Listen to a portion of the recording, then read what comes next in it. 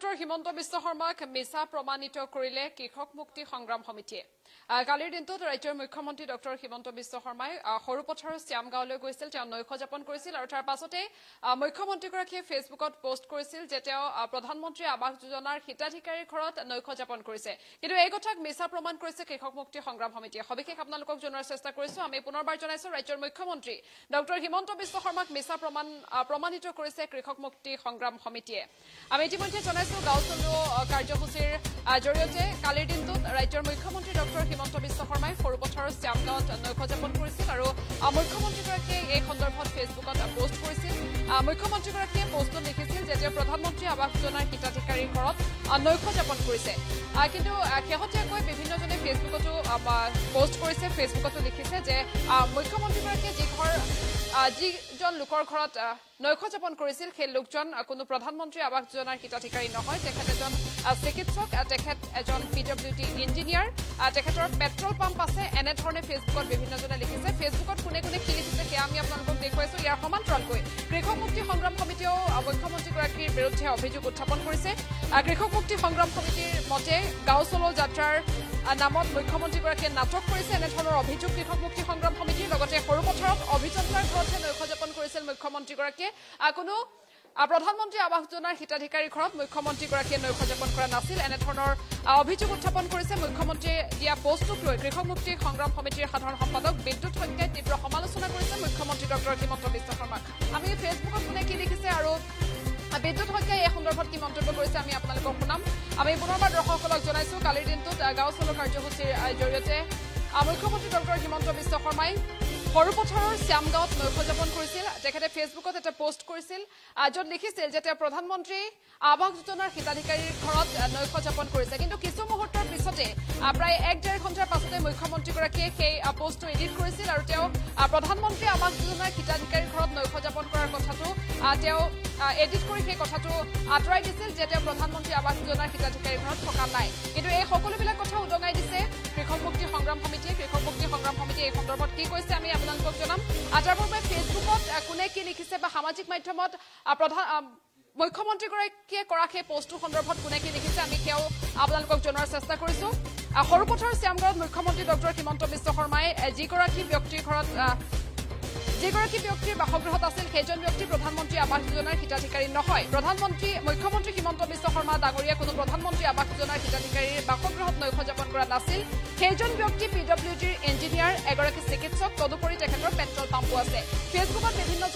জনে এনেধৰণে লিখিছে অৰ্থাৎ মুখ্যমন্ত্ৰীগৰাকীয়ে ফেচবুকত যি পোষ্ট দিছিল তাক মিছা প্ৰমাণ কৰিছে বিভিন্নজনে ইয়াৰ সমান্তৰালকৈ কৃষক মুক্তি সংগ্ৰাম সমিতিয়েও মুখ্যমন্ত্ৰীগৰাকীক তীব্ৰ সমালোচনা কৰিছে মুখ্যমন্ত্ৰীগৰাকীৰ গাঁও চলো যি অভিযান সেই যাত্ৰাক নাটক আখ্যা দিছে কৃষক মুক্তি সংগ্ৰাম সমিতিয়ে লগতে সৰুপথাৰত যি ঘৰত মুখ্যমন্ত্ৰীগৰাকীয়ে নৈশ যাপন কৰিছিল সেই ব্যক্তিজন কোনো প্ৰধানমন্ত্ৰী আৱাস যোজনাৰ হিতাধিকাৰী নহয় তেখেত এজন চিকিৎসক অভিযন্তা লগতে পেট্ৰল পাম্পৰ গৰাকী এই কথা উদঙাই দিছে কৃষক মুক্তি সংগ্ৰাম সমিতিয়ে মুখ্যমন্ত্ৰীগৰাকীৰ সেই পোষ্টটোৰ সন্দৰ্ভত কৃষক মুক্তি সংগ্ৰাম সমিতিয়ে কি কৈছে মন্তব্যটো আগবঢ়াইছে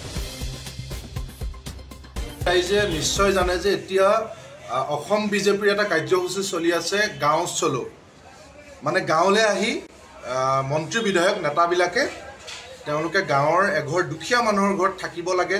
শুব লাগে খাব লাগে আৰু এইটো দেখুৱাব যে তেওঁলোক মানে দুখীয়া মানুহৰ মনৰ ভাৱ বুজ ল'বৰ কাৰণে আহিছে দুখীয়া মানুহৰ মানে দুখবিলাক তেওঁলোকে সমভাগী হ'বলৈ আহিছে সেইধৰণে তেওঁলোকে এটা কাৰ্যসূচী লৈছে ব্যাপক প্ৰচাৰ চলাইছে আমি প্ৰথমৰ পৰাই কৈ আছিলোঁ আচলতে এইবিলাক ইলেকশ্যনৰ আগত মানে ভণ্ডামি আৰু এটা নাটক এখন চিৰিয়াছ নাটক ইলেকশ্যনৰ আগত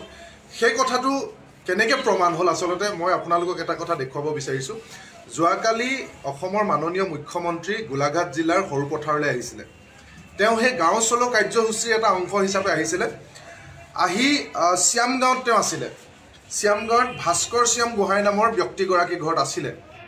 থাকিলে মই দেখাইছোঁ আপোনালোকক তেওঁ ইতিমধ্যে ফেচবুকত দিছে এখন ফটো চাওক তেওঁ এনেকৈ সতীৰ্থ সৰুপথাৰ সমষ্টিৰ বিজেপিৰ বিধায়ক বিশ্বজিৎ ফুকন ডাঙৰীয়া আছে আৰু সতীৰ্থসকলৰ সৈতে এনেকৈ মাছে মঙহে ধুনীয়াকৈ খাইছে আৰু খাই তেওঁ পুৱালৈ ফেচবুকত দিছে যে জাৰৰ নিশা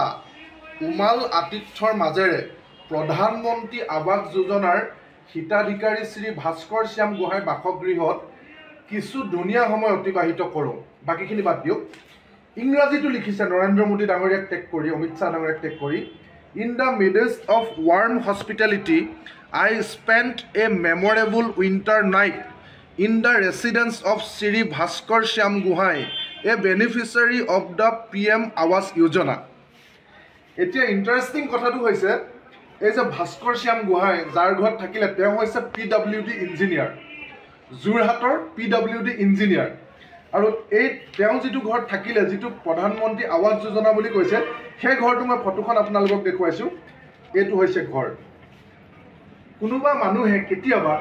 এনেকুৱা 2 মহলীয়া ৰাজকীয় অট্টালিকা প্ৰধানমন্ত্ৰী আৱাস যোজনাৰ নামত দেখিছে নেকি? মই আকৌ দেখুৱাইছোঁ কেমেৰাত ক্ল'জ কৰি যে এই যে 2 মহলীয়া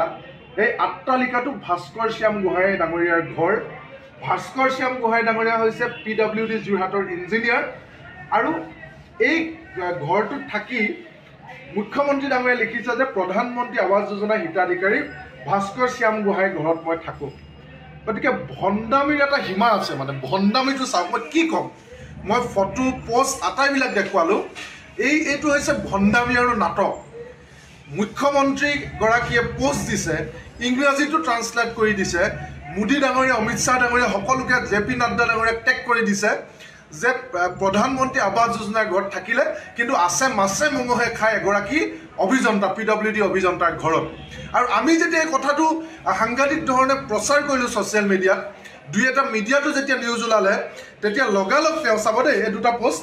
লগালগ তেওঁ পোষ্টটোত চেঞ্জ কৰি দিলে। এইটো যে দেখিছে 2 ঘণ্টাৰ আগত জাৰৰ নিশা উমাল আতিথ্যৰ মাজেৰে, এইটো পোষ্টটো চাওক, এডিট কৰি দিয়াৰ পাছত জাৰৰ নিশা উমাল আতিথ্যৰ মাজেৰে ইয়াত আছে প্ৰধানমন্ত্ৰী আৱাস যোজনা হিতাধিকাৰী ভাস্কৰ শ্যাম গোহাঁই। ইয়াত কিন্তু প্ৰধানমন্ত্ৰী আৱাস যোজনাটো কাটি আতিথ্যৰ মাজেৰে শ্ৰী ভাস্কৰ শ্যাম গোহাঁই বাসগৃহ বুলি দিছে। যেতিয়া ব্যাপক ধৰণে ট্ৰল খালে, যেতিয়া কোৱা হ'ল যে আপুনি ভণ্ড এগৰাকী মানুহ, কিমান ভণ্ডামী, এই কথাটো কোৱাৰ পিছত তেওঁ এই পোষ্টটো সলাইছে। লাজ লাগিছে নে নাই লগা? মুখ্যমন্ত্ৰী ডাঙৰীয়াক মই সুধিব বিচাৰিছোঁ, এই যে ভণ্ডামী, আপুনি সঁচাকৈয়ে যদি আপুনি বা আপোনাৰ সতীৰ্থসকলে যদি দুখীয়া মানুহৰ দুখ অনুভৱ